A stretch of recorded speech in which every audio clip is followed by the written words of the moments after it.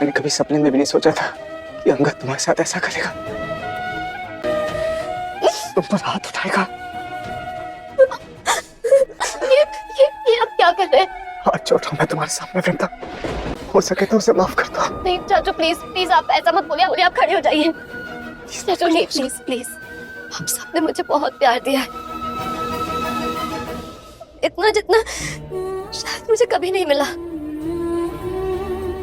प्यार तो छोड़ो, इस परिवार ने मुझे बहुत इज्जत दी है। मैं ये प्यार, ये इज्जत, ये सब कभी नहीं भूलूंगी। मैं हमेशा याद रखूंगी। लेकिन चाचू मैं यहाँ रुक नहीं सकती। भाभी ये क्या बोल रही है आप?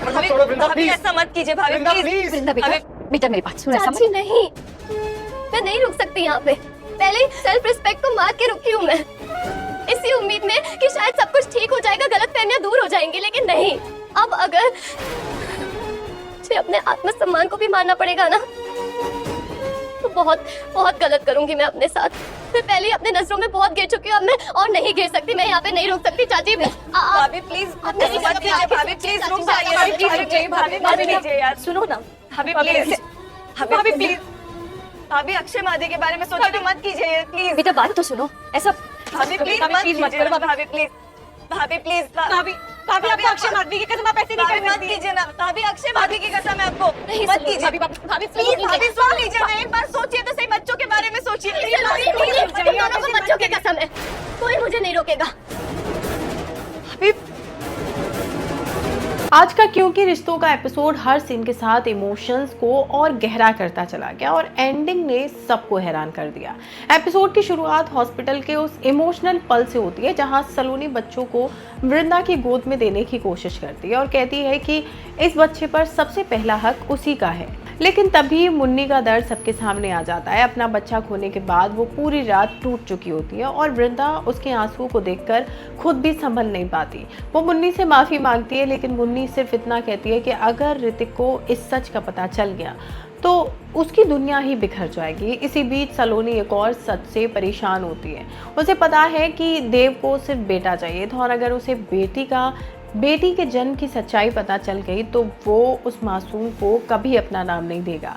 इसी डर के साथ सलोनी मुन्नी से कहती है कि वो अपनी बेटी को वापस ले ले और देव को ये बता दिया जाएगा कि बच्चा जिंदा नहीं बचा। सब लोग इस मुश्किल फैसले में उलझे हुए होते हैं कि तभी वृंदा अपनी ममता से भी बड़ा बलिदान देने का फैसला कर लेती है। वो कहती है कि अंगद कभी भी उसके बच्चे को वो प्यार और सुरक्षा नहीं दे पाएगा जिसका वो हकदार होगा, इसलिए वो नहीं चाहती कि उसका बेटा नफरत और दुश्मनी के माहौल में बड़ा हो। इसलिए वो अपना बेटा सलोनी को देने का फैसला कर लेती है। साथ ही वृंदा फैसला करती है कि दुनिया के लिए उसका बच्चा पैदा होते ही मर गया और इस राज को सिर्फ वृंदा, सलोनी और मुन्नी ही हमेशा के लिए अपने दिल में दफन कर लेंगे। डॉक्टर भी उनका साथ देते हैं और किसी के सामने सच ना लाने का वादा करती है। हॉस्पिटल से डिस्चार्ज होने के बाद दोनों परिवार घर लौटने के लिए तैयार होते हैं। ऋतिक अपनी बेटी को देखकर बेहद खुश हो जाता है, जबकि देव बेटा होने की खुशी में हॉस्पिटल स्टाफ को इनाम बांटने लगता है। इसी दौरान अंगद वृंदा से बात करने की कोशिश करता है, लेकिन वृंदा उसकी तरफ एक बार भी देखना पसंद नहीं करती। घर में बहुओं और नवजात बच्चों के स्वागत की तैयारी चल रही होती है। हेमंत को घर के बदलते रिश्ते परेशान करते हैं, लेकिन पूजा सबको समझाती है कि इस वक्त घर का माहौल शांत रखना ही सबके लिए जरूरी है। जैसे ही सब घर पहुंचते हैं, पूजा पूरे रीति रिवाज के साथ आरती करती है। ऋतिक अपनी बेटी पर प्यार लुटाता है, लेकिन देव फिर से सिर्फ अपने बेटे को ही खास मानते हुए उसके लिए अलग से रस्में करवाने की बात करता है। हेमंत उसे समझाता है कि असली बाप वही होता है जो बच्चे की जिम्मेदारी निभाता है, सिर्फ बेटा पैदा होने से कोई महान नहीं बन जाता। अभी एक ऐसा पल आता है जो सबकी आंखों में आंसू ले आता है। सलोनी की गोद में मौजूद बच्चा अचानक वृंदा की साड़ी पकड़ लेता है और जोर जोर से रोने लगता है, जैसे वो अपनी असली माँ को पहचान गया हो। ये मंजर देखकर घर के सब लोग खामोश हो जाते हैं। वृंदा भारी दिल के साथ बच्चे की पकड़ छुड़ाती है और अपने आंसू रोकने की कोशिश करती है। पूजा उसके कंधे पर हाथ रखकर यकीन दिलाती है कि वो हर मुश्किल में उसका साथ देगी। इसी दौरान सलोनी कहती है कि अक्षय और माधवी के लिए जो गिफ्ट लाया गया है वो वृंदा ही देगी। तभी अंगद सबके सामने आकर वृंदा से माफी मांग लेती है। सब लोग एक पल के लिए हैरान रह जाते हैं, लेकिन वृंदा का दर्द इतना गहरा होता है कि वो उसकी माफ़ी ठुकरा देती है। वो पूरे परिवार के सामने सच बता देती है कि अंगद ने उसे टेरेस से धक्का दिया था और अगर मुन्नी वक्त पर ना पहुंचती तो शायद आज वो जिंदा भी ना होती। ये सच सुनते ही घर का माहौल एकदम बदल जाता है। हेमंत गुस्से में अंगद से जवाब मांगता है, लेकिन अंगद कहता है कि उसे उस दिन की कोई बात याद नहीं है और उसने जानबूझकर ऐसा कभी नहीं किया।